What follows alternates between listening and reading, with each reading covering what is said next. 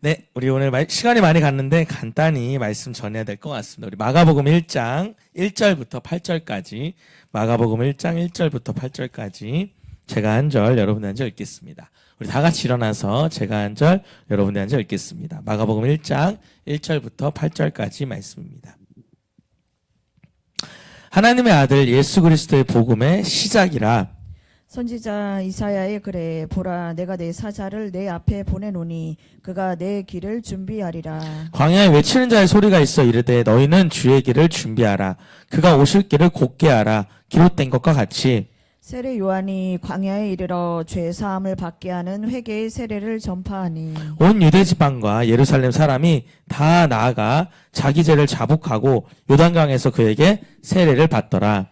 요한은 낙타털 옷을 입고 허리에 가죽띠를 띠고 메뚜기와 석청을 먹더라. 그가 전파에 이르되 나보다 능력 많으신 이가 내 뒤에 오시나니 나는 굽혀 그의 신발끈을 풀기도 감당하지 못하겠노라. 다 같이 읽습니다. 나는 너희에게 물로 세례를 베풀었거니와 그는 너희에게 성령으로 세례를 베푸시리라. 아멘. 할렐루야. 우리 옆에 사람한테 한번 선포했으면 좋겠어요. 성탄절에 최고의 주인은 예수 그리스도입니다. 다시요. 성탄절에 최고의 주인은 예수 그리스도입니다. 아멘. 수요일 날에 우리가 이제 성탄절입니다. 성탄절을 맞이하게 되는데, 저는 이제 어렸을 때부터 제가 교회 생활을 이렇게 오래 하면서 뭐 성탄절, 크리스마스, 뭐 성탄절 2부 행사 이런 걸 참 많이 했습니다. 어떤 해는요, 제가 목사 아들이잖아요. 그러니까 한 프로그램이 8가지인가 있었는데 제가 한 번 등장하고 한 번 쉬고 그 다음에 또 등장하고 한 번 쉬고 막 그래가지고 뭐 그때 혼자 리코더도 불고 연극도 하고 이래가지고 혼자 정말 들어왔다 나갔다 들어왔다 나갔다 이렇게 4번 정도 5번 정도 한 적도 있습니다. 근데 이제 보면은 우리가 이제 성탄절을 이렇게 지내다 보면 이렇게 뭔지 모르고 하는 게 참 많이 있습니다. 이게 뭐지? 예를 들면 여러분 이런 거죠. 어쩔 때는 동방박사가 나와요. 그죠? 목사님이 동방박사 설교를 합니다. 그래서 동방박사가 3가지 선물하는 그런 이야기를 합니다. 근데 또 어떤 날은 갑자기 목자가 뭘 보고 따라와요? 별을 보고 따라오는 뭐 이런 것도 있습니다. 이 차이가 뭐냐는 거죠. 그냥 그때 보면은 그냥 선생님이 지도하는 대로 하는 거예요. 그래서 보통 여러분 이제 얼굴이 좀 이렇게 예쁜 사람들이 뭐예요? 마리아하고 조금 이렇게 좀 훈훈한 사람들이 요셉하죠. 그죠? 여기 다 해보셨습니까?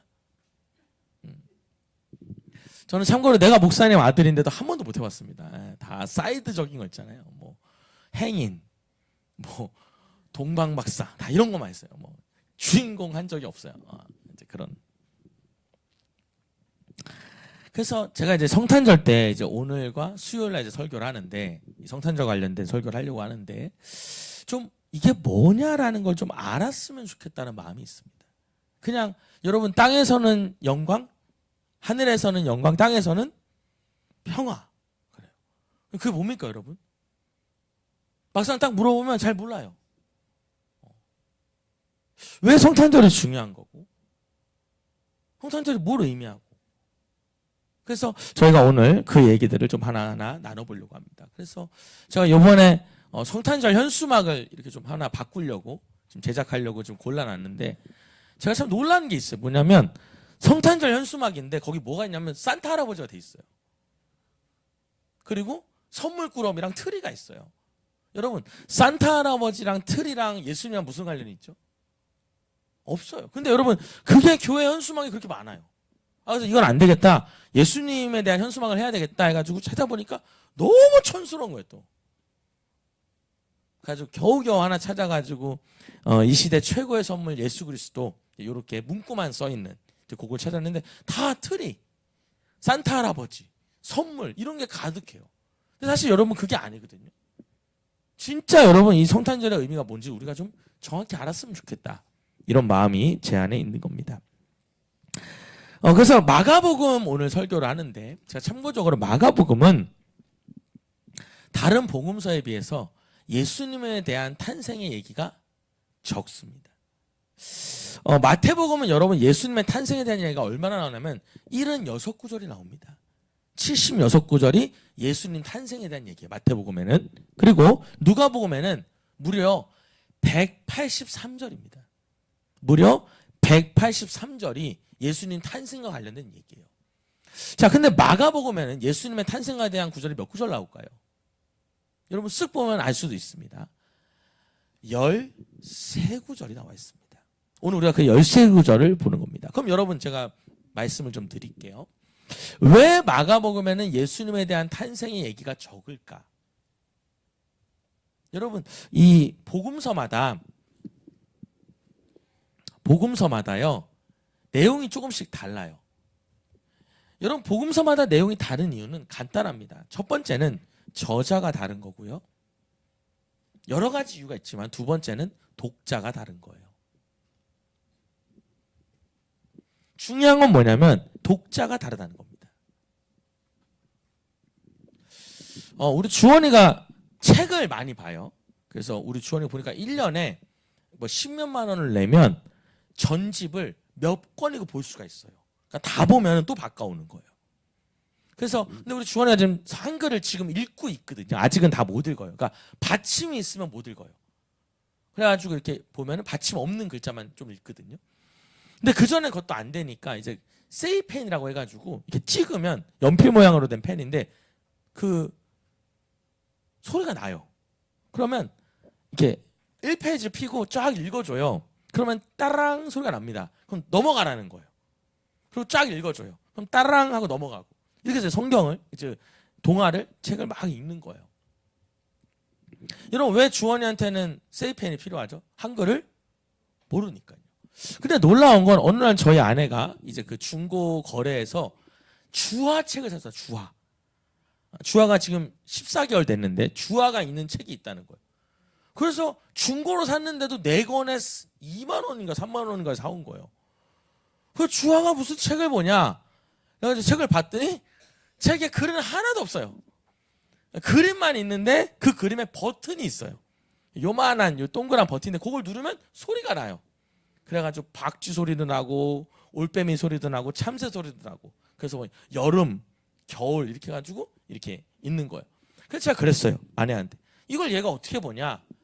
근데 어느 날 보니까 정말 혼자 앉아가지고 그걸 넘기면서 그거 버튼 누르고 있는 거예요. 그거 버튼. 그러면 버튼 누르면 뭐 올빼미 소리 나고 버튼 누르면 오리 소리 나고 말 소리 나고 이렇게 읽는 거더라고요.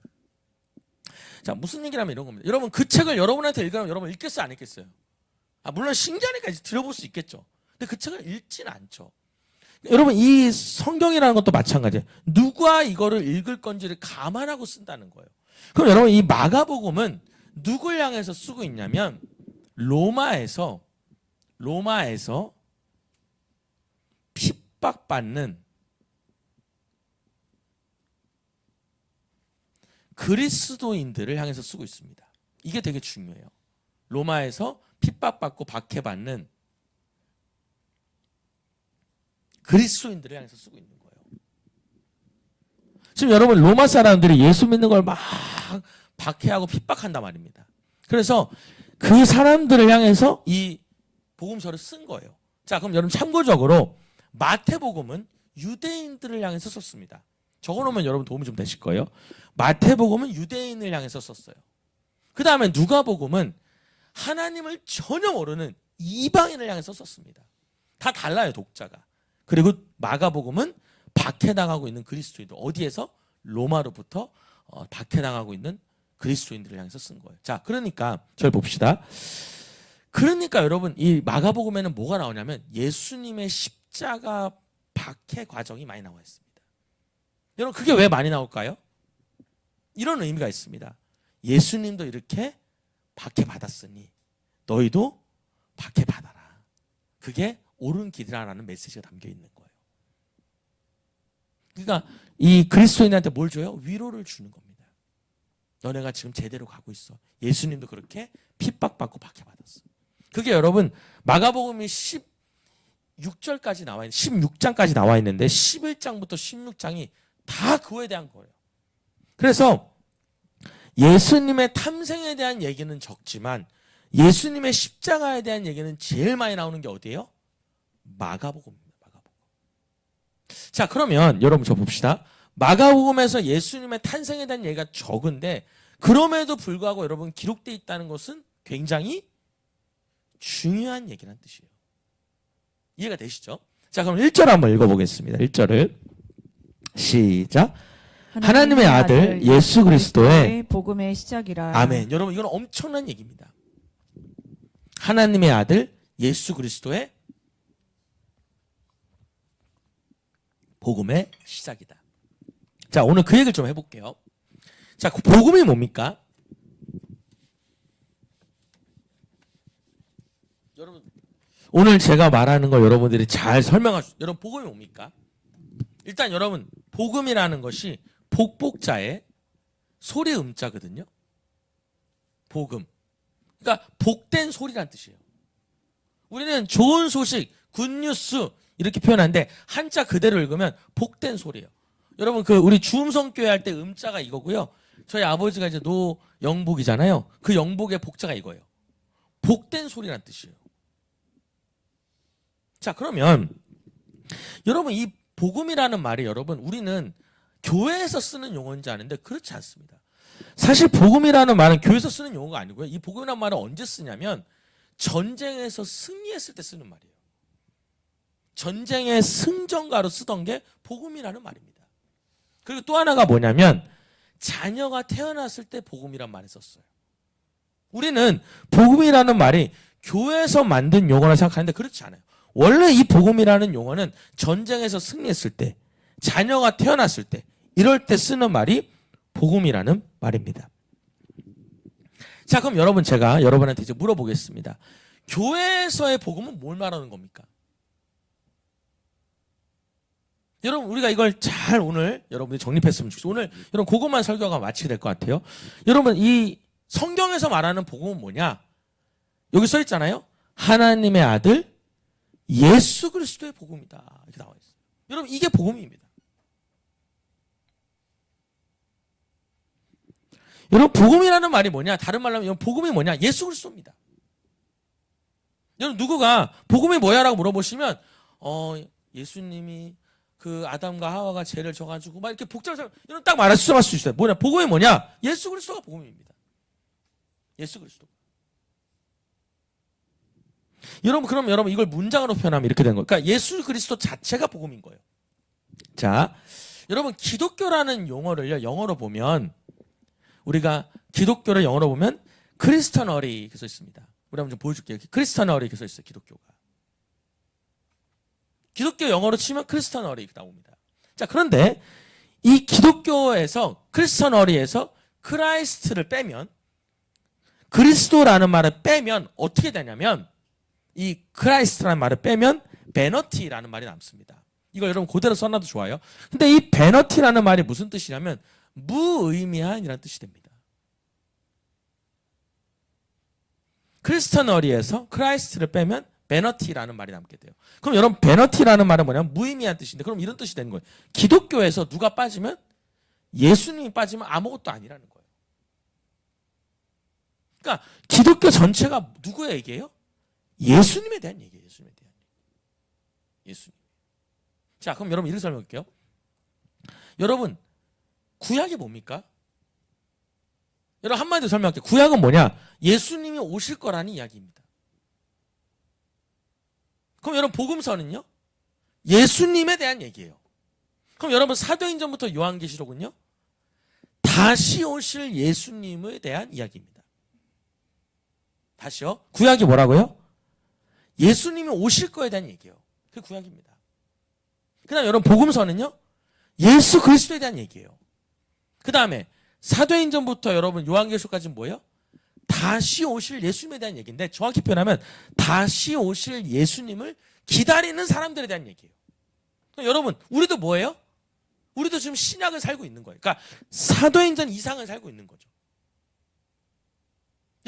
여러분도 다시 오실 예수님을 기다리고 있는 거잖아요. 아멘입니까? 그게 지금 여러분 성경의 이야기라는 거예요. 자, 다시요. 복음이 뭐라고요? 예수 그리스도예요. 여러분 그래서 설명할 수 있어야 돼요. 복음이 뭐냐면 예수 그리스도다. 그럼 여러분 문장으로 하면 뭡니까? 이렇게 되는 거예요. 하나님이 인간의 죄를 위해서 자신의 아들 누구를? 예수 그리스도를 이 땅에 보내주셨고 그분이 십자가 죽고 부활하심을 통해서 우리한테 뭐가 열려요? 구원이 열리는 거예요. 핵심은 뭐예요? 예수 그리스도라는 겁니다. 예수님이 오셔서 우리한테 구원의 문이 열린 게 복음이라는 거예요. 자, 그럼 여러분 봅시다. 성탄절이 왜 중요해요? 여러분 우리가 성탄절이 왜 중요한지 잘 몰라요. 여러분 여기 써있죠. 다시 한번 보겠습니다. 여러분 이 마가복음 1장 1절이 굉장히 중요한 얘기입니다. 한번 읽어보면 하나님의 아들 예수 그리스도의 복음의 시작이다 라고 나와요. 왜냐하면 여러분 예수님이 탄생했으니까. 여러분 성탄절이 왜 중요하냐면 예수님이 탄생한 복음이 시작된 날이기 때문에 그런 거예요. 동의하시면 아멘 하겠습니다. 이걸 여러분 설명할 수 있어야 돼요. 그러니까 여러분 성탄절은 뭐다? 복음의 시작이다. 이렇게 보시면 되는 거예요. 여러분 이 성탄절의 주인공이 누구예요? 산타클로스, 루돌프 아니에요. 성탄절의 주인은 누구예요? 예수 그리스도, 예수 그리스도. 자, 그럼 여러분 좀 더 보겠습니다. 예수님이 누굽니까? 여러분 이 마가복음 1장 1절에 다 나와요. 예수님이 누굽니까? 자, 첫 번째는 나옵니다. 감사해요. 하나님의 아들입니다. 이건 굉장히 중요한 얘기예요. 예수님이 누구예요? 여러분 누가 물어보면 예수님이 누구야? 하나님의 아들이라고 대답하셔야 돼요. 자, 여러분 이게 왜 중요하냐면 하나님의 아들이라고 하면은 여러분 하나님의 아들이니까 여러분 예수님은 신이에요, 사람이에요? 여러분 이거를 여러분이 잘 알고 계셔야 돼요. 하나님은 신이죠. 신이 여러분 자식을 낳으면 뭐예요? 신인 거예요. 자, 이렇게 설명해 볼까요? 만약에 여러분 내가 여러분이 키우는 강아지가 새끼를 낳아요. 그럼 여러분 그 새끼 이상한데 그 강아지의 새끼는 뭡니까?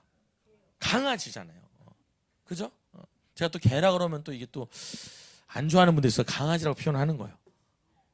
개가 새끼를 낳으면 이제 강아지잖아요. 소가 새끼를 낳으면 송아지인 거잖아요. 자, 이렇게 보는 거예요. 자, 예수님이 자식을 낳으면 하나님이 자식을 낳으면 예수님이잖아요. 그죠? 그럼 여러분 하나님이 신이니까 예수님도 신인 거예요. 자, 근데 중요한 게 있어요. 예수님은 신이에요. 근데 예수님이 십자가 달리셔야 되기 때문에 뭘 입고 왔어요? 인간의 옷을 입은 신인 거예요. 저는 그러니까 예수님이 신이냐 사람이냐? 여러분 예수님은 신이면서 사람이에요. 근데 정확히 말하면 예수님은 신이세요. 완전한 신이고 완전한 사람인데 예수님은 사실 신이에요, 신. 근데 우리의 뭐를 위해서? 죄를 감당하기 위해서 인간의 옷을 입는. 자, 이렇게 말해볼게요. 우리 교회 우리 이인전 집사님이 저한테 전도하는 데 쓰라고 그 카카오톡에 나오는 그 캐릭터 있잖아요. 곰. 노란색 그 곰 있죠. 곰 맞네 그게? 카카오톡의 그 캐릭터? 그 탈을 가져왔어요. 근데 제가 그걸 썼습니다. 그럼 여러분 제가 써보니까 꽤 잘 어울려요. 근데 정말 이렇게 머리가 되게 커지긴 하는데 자연스럽더라고요. 제 몸이랑 잘 맞더라고요. 제가 보여드릴게요. 근데 여러분 그럼 제가 그거 쓰면 여러분 저는 노지 아닙니까? 카카오톡의 그 인물입니까? 노지환이에요. 노지환. 단지 뭘 쓴 거예요? 카카오톡에 그 탈을 쓴 것뿐이에요. 여러분 아셔야 돼요. 예수님의 핵심은 뭐예요? 하나님의 아들이라는 거예요. 자, 다시 이제 이해하겠습니다. 여러분 잘 따라오고 계셔요. 복음이 뭡니까? 그렇습니다. 예수 그리스도예요. 예수님이 누굽니까? 네, 됐습니다. 하나의 아들인 거예요. 자, 두 번째로 예수님이 누굽니까? 그리스도예요. 자, 제가 오늘 용어들을 몇 개 정확히 알려드릴 거예요. 자, 여러분 그리스도가 뭡니까? 그게 뭐 이런 말입니다. 자, 그리스도라는 말은 기름 부음 받은 자란 뜻입니다. 기름 부음 받은 자. 그리스도는 기름 부음 받은 자라는 뜻이에요. 자, 그럼 여러분 기름 부음을 언제 주냐면 기름을 이게 여러분 성직을 수여할 때 기름을 붓습니다. 성직을 수여할 때. 그러니까 저같이 목사가 되거나 사제가 될 때 기름을 부어요. 그럼 여러분 이게 기름을 붓는다는 건 뭐냐면 거룩하게 구별된다는 뜻입니다. 기름 부음이 그런 뜻이에요. 거룩하게 뭐예요? 구별된다는 뜻이에요. 너는 이제 거룩하게 구별된다는 이름으로 기름을 붓는 거예요.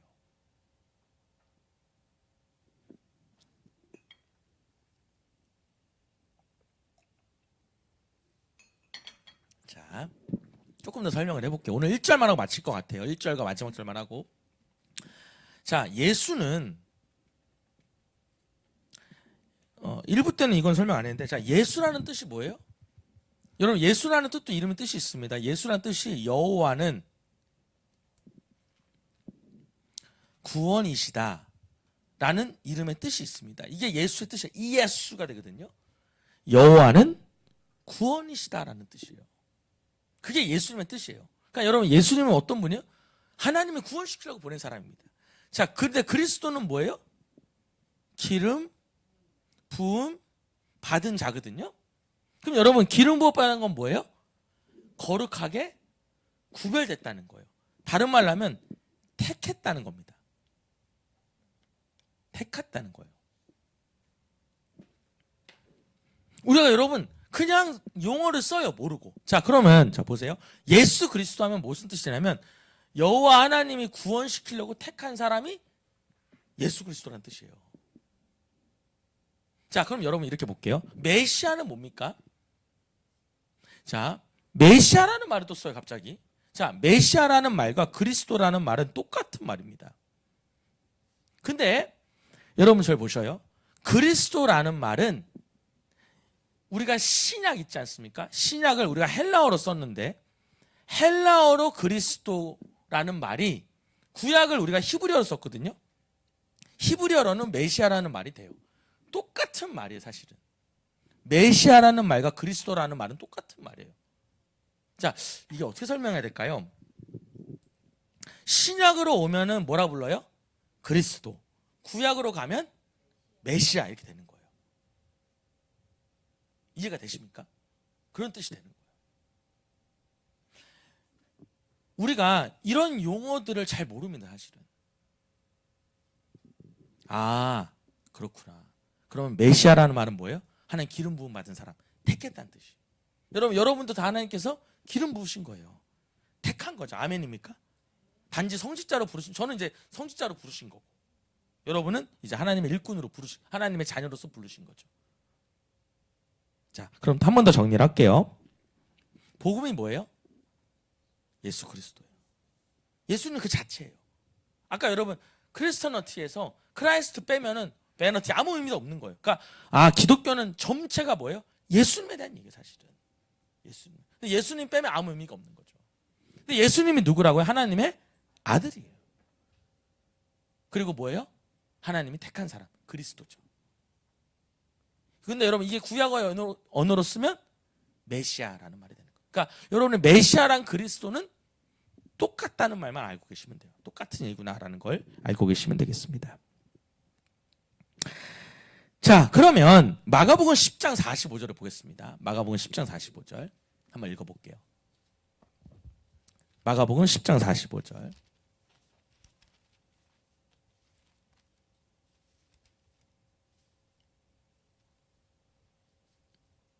자, 한번 읽어보도록 하겠습니다. 시작. 인자가 온 것은 섬김을 받으려 함이 아니라 도리어 섬기려 하고 자기 목숨을 많은 사람의 대속물로 주려 함이니라. 아멘. 여기서 중요한 건 뭡니까? 자기 목숨을 많은 사람의 대속물로 주려고 온 거예요. 여러분 이게 굉장히 중요한 구절입니다. 이 구절이.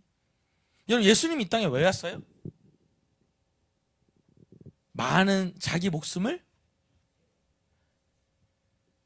대속물로 바치려고 온 거예요. 자, 그럼 여러분 저 봅시다. 이렇게 되는 거예요. 예수님은 태어날 때부터 뭐 하러 오신 거예요? 죽으러 오신 거예요. 죽으러. 그게 뭐예요? 복음인 거예요.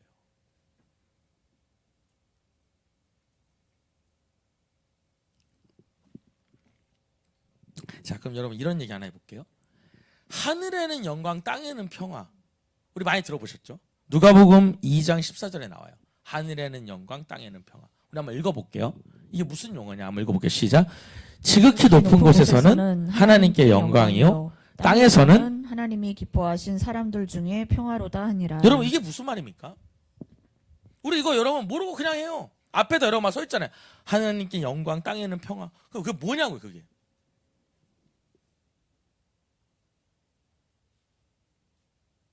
자, 지극히 높은 곳에서는, 그러니까 여러분 지극히 높은 최고로 in the highest거든요. in the highest place인데 제일 높은 그곳. 그곳에 누가 있어요? 하나님이 계시죠. 그분께 영광을 돌린다는 거예요. 자, 왜 돌립니까? 여러분 하나님이요, 자신의 아들 누구를? 예수 그리스도를 우리에게 보내주셔서 우리의 뭐가 열렸어요? 죄가 사라지고 구원의 문이 열렸어요. 그래서 하나님께 영광을 돌리는 거예요. 자, 보세요. 이런 거예요. 우리의 죄를 사하실 예수님이 오셨으니까 하나님께 뭐 한 거예요? 너무 감사한 거예요. 하나님 감사해요. 예수 그리스도를 우리한테 보내주셔서 우리의 죄 문제를 해결할 수 있게 해주셔서 감사해요. 그래서 하나님께 영광인 거예요. 아멘입니까? 그 다음에 하나님이 기뻐하시는 사람들 중에 평화래요. 사람들 안에는 평화래요. 이건 또 무슨 말인가? 뭐 전쟁이 없어집니까? 평화가 뭐지? 하나님과 인간 사이에 이 담이, 죄의 문이, 죄의 담이 무너져 버린 거예요. 그래서 여러분 뭐라 쓰냐면 하나님과 인간 사이의 관계가 회복된 거예요. 그래서 뭐라고 표현하는 거예요? 평화라고 표현한 거예요. 이제는 하나님과 나 사이에 담이 있어요, 없어요? 없다라는 거예요. 없다라는 거예요.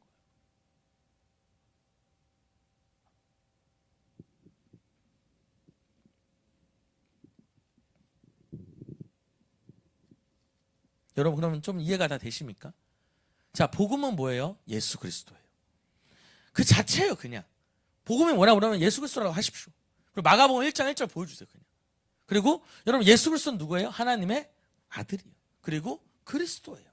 하나님이 구원하려고 택한 사람이라는 거예요. 왜 하늘에는 영광이에요? 그 아들을 이 땅에 보내주셨으니까 하나님께 영광이고. 왜 평화예요? 우리가 이제 하나님과의 관계의 담이, 죄의 담이 다 허물어졌으니까 이제 완전 평화로운 상태가 되었다는 거예요.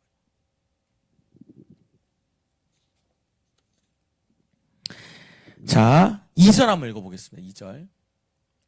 마가복음 1장 2절 시작.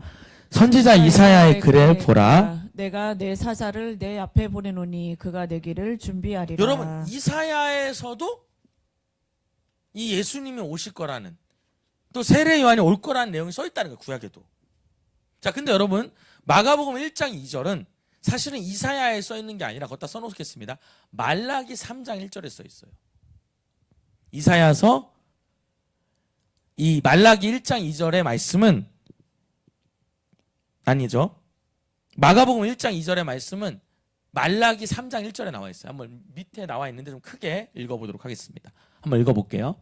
시작.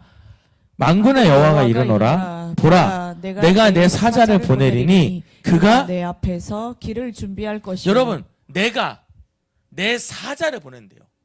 여러분 이 사자가 누구냐면 세례 요한이에요. 세례 요한. 그래서 그가 누굽니까? 그 사자가, 세례 요한이 내 앞에서 뭘 준비한다?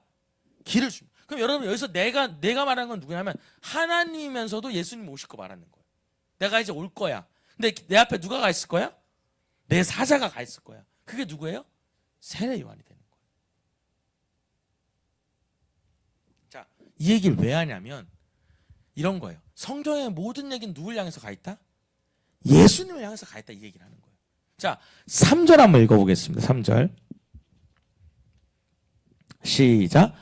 광야에 외치는 자의 소리가 있어 이르되 너희는 주의 길을 준비하라. 그의 오실 길을 곧게 하라. 기록된 것 같이. 그래서 여러분 광야에 외치는 자의 소리가 있대요.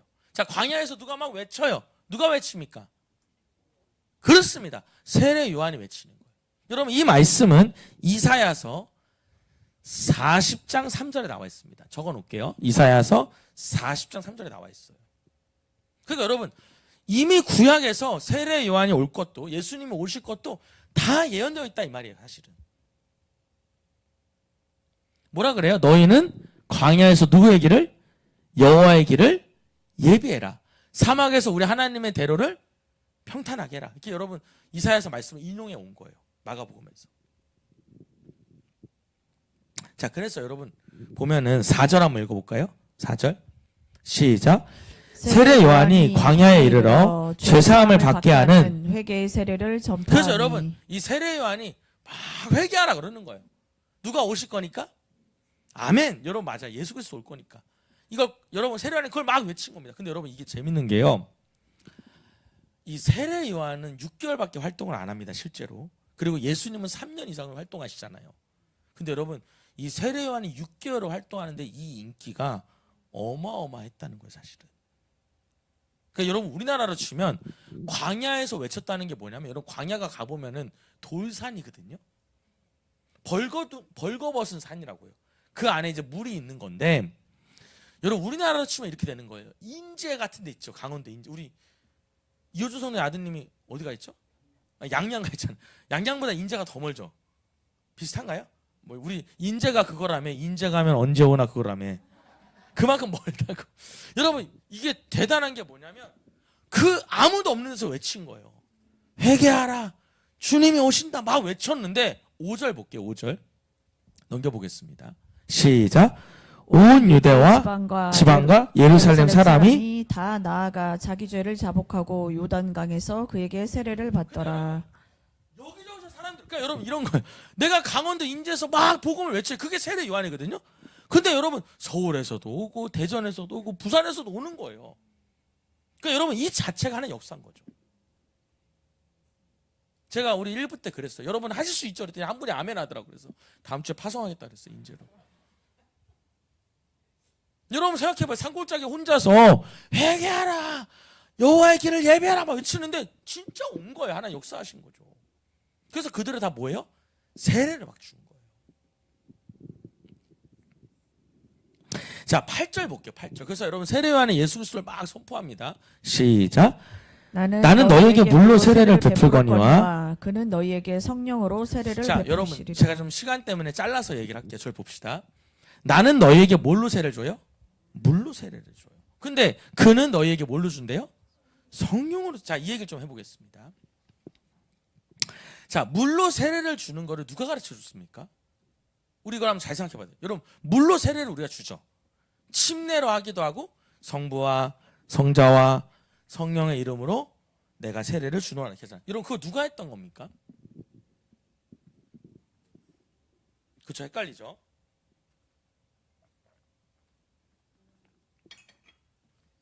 여러분, 이 세례라는 것은 유대교의 예식입니다. 잘 적어놓으세요. 이 세례가 뭐라고요? 유대교의 예식이에요. 사실은 여러분 이건 하나님이 가르쳐준 게 아닙니다. 그러니까 예수님이 가르쳐준 게 아니라는 거예요. 예수님이 가르쳐준 게. 여러분 이게 어떻게 되는 거냐면 이렇게 되는 겁니다. 이방인이 유대교에 들어오잖아요. 하나님을 믿게 되잖아요. 그럼 그때 뭘 줘요? 세례식을 했던 겁니다. 그거를 여러분 세례 요한이 그대로 갖다 쓴 거예요. 그냥. 왜냐하면 이 세례 요한이 그 유대교에서 깊이 있었던 사람이니까. 자, 그럼 여러분 제가 물어볼게요. 예수님의 세례는 뭘로 받는 겁니까? 이 얘기를 하는 거예요. 사실 여러분 예수님이 가르쳐주는 세례는 여러분 뭘로 받아요? 성령으로 받는 거예요. 이걸 여러분이 조금 여러분 헷갈리지 않으시죠? 잘 정립했으면. 원래 그러니까 제가 말하는 거 뭐냐면 물로 세례 받으면 안 됩니다 이 얘기가 아니에요. 진짜 중요한 예수님의 세례는 뭐다? 성령 받는 거라는 거예요. 물로 세례 준 거는 유대인들의 전통을 세례 요한이 가져와서 그냥 쓴 거예요. 진짜 예수님의 세례는 뭐다? 성령 받는 거다라는 거예요. 우리 옆에 사람 해봅시다. 성령 받읍시다. 다시요. 성령 받읍시다. 아멘. 이게 중요한 거예요. 성령 받아야 돼요. 그게 예수님이 가르치신. 그러니까 여러분 마태복음에는 불과 성령이라 그래요. 불과 성령으로. 나는 물로 세례 주지만 예수는 그분은 불과 성령으로. 자, 9절입니다. 시작. 그때 예수께서 갈릴리 나사렛으로부터 와서 요단강에서 요한에게 세례를 받으시고. 자, 요 얘기도 하나 해볼게요. 그때 예수님이 갈릴리 나사렛으로부터 와서 뭘 받아요? 요단강에서 누구한테? 세례 요한한테 세례를 받아요. 자, 여러분 물어보겠습니다. 예수님의 고향이 어디입니까?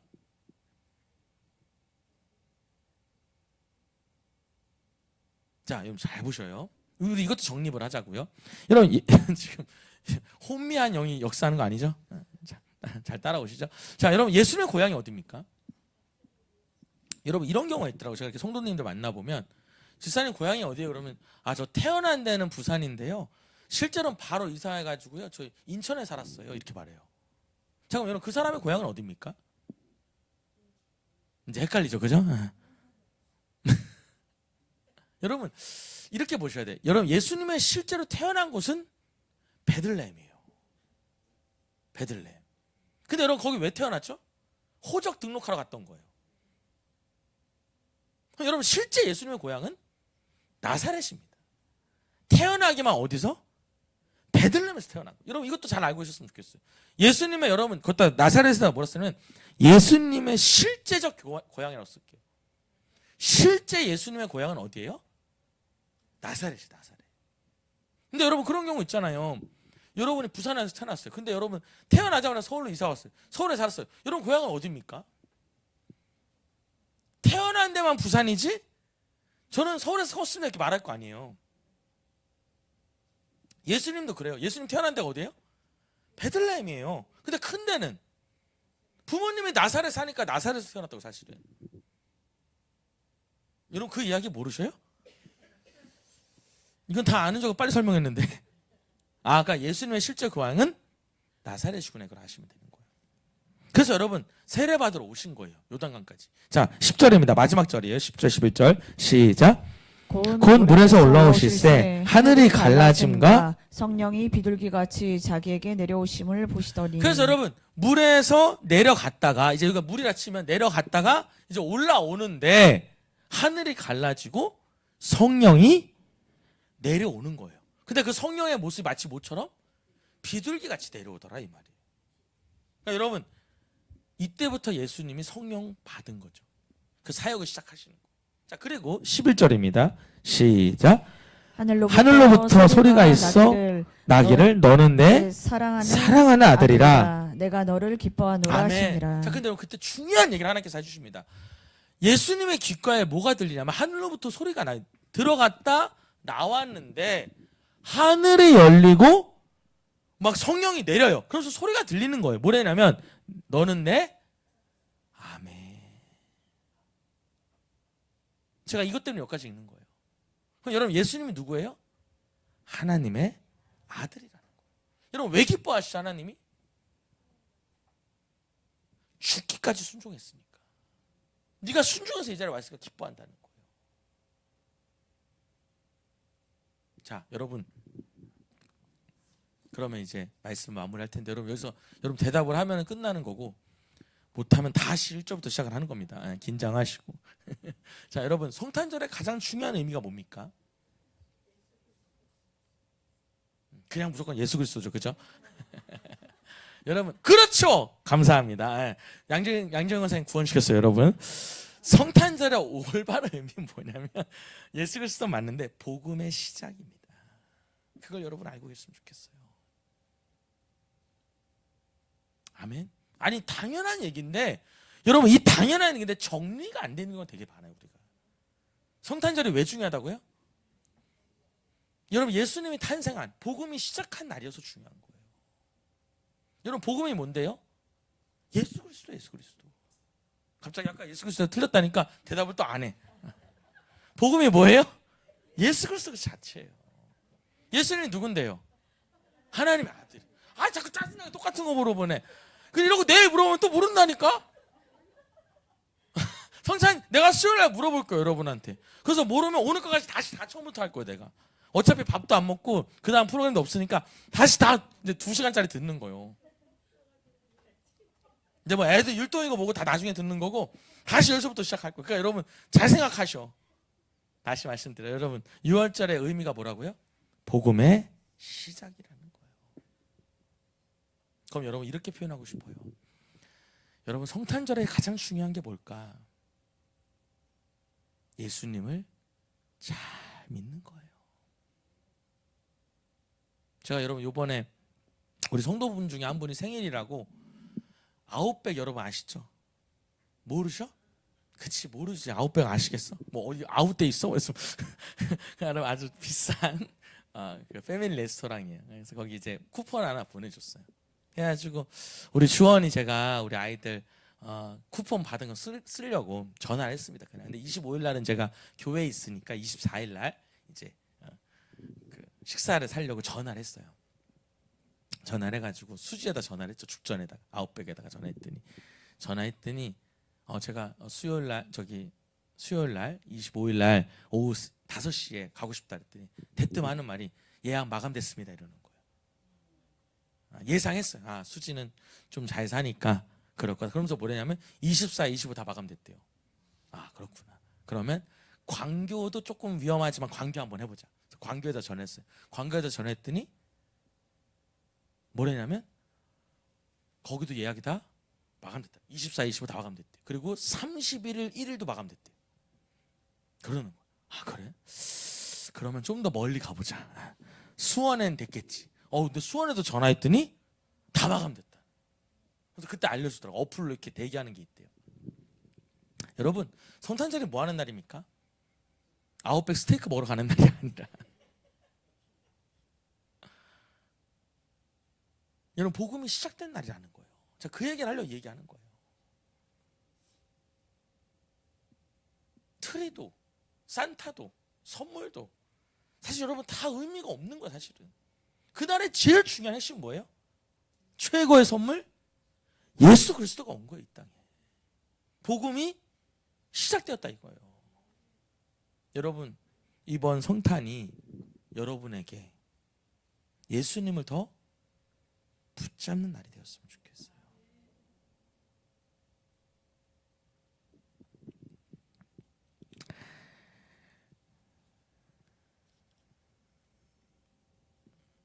제가 그 목요일 날이었던 것 같아요. 목요일 날 이렇게 요새 이제 열심히 살려고 애를 많이 써요. 그래가지고 아침 일찍 일어나가지고 막 설거지도 하고 빨래도 돌리고 또 그날이 목요일 날 쓰레기 버린 날이거든요. 쓰레기도 버리고 그리고 오후에는 이제 서울에 부흥회 가려고 준비를 다 했어요. 그리고 심지어 여러분 제가 요번에 이제 참 창피한 얘기인데 제가 밥을 할 줄 몰랐거든요. 근데 이제 밥을 한번 해봤어요. 하는 법을 대충 알고 있었는데 여러분 밥 할 줄 아셔요? 아시죠 다들? 저는 몰랐거든요. 40평생 처음 해본 거예요. 그래가지고 쌀을 몇 번 씻는지 몰라가지고 그냥 한 3번 4번 씻었어. 그냥 대충 깨끗해질 때까지 씻고 이제 밥을 이렇게 손으로 이렇게 해가지고 했더니 밥이 아주 잘 됐어요. 처음 했는데 대충 했는데 그리고 이제 두 번째 세 번째 보니까 다 꼬들밥이 됐어. 처음만 어떻게 잘 된 것 같아요. 그리고 여러분 이제 그날 우리 주원이가 뭐 크리스마스 뭐 파티가 있다 그래가지고 빨리 가야 된대요. 그래가지고 열심히 이제 밥하고 이제 밥 먹이고 이제 다 해가지고 나가려고 하는데 문제가 생긴 거예요.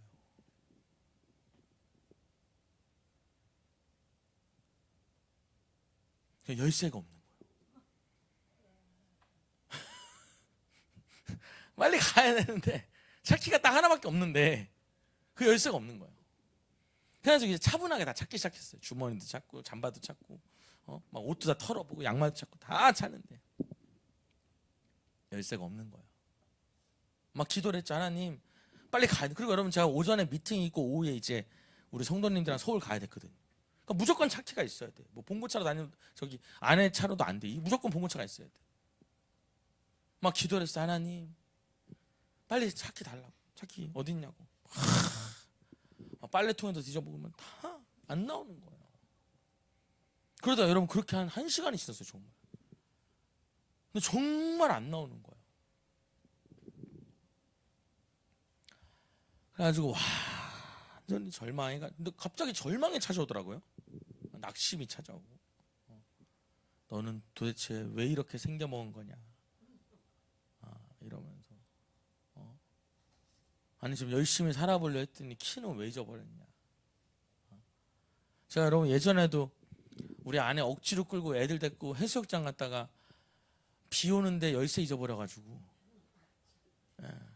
그때 여러분 그 을왕리까지 여러분 키 맞추러 오는 사람이 있는데 그때 2시간 동안 비 맞으면서 기다리면서 얼마나 눈총을 받고 진짜 20만 원 줘가지고 여러분 키를 맞췄거든요. 그 키 벌써 잊어버리고 하나 그냥 리모컨도 없는 거 쓰고 있는데 그것도 잊어버린 거예요.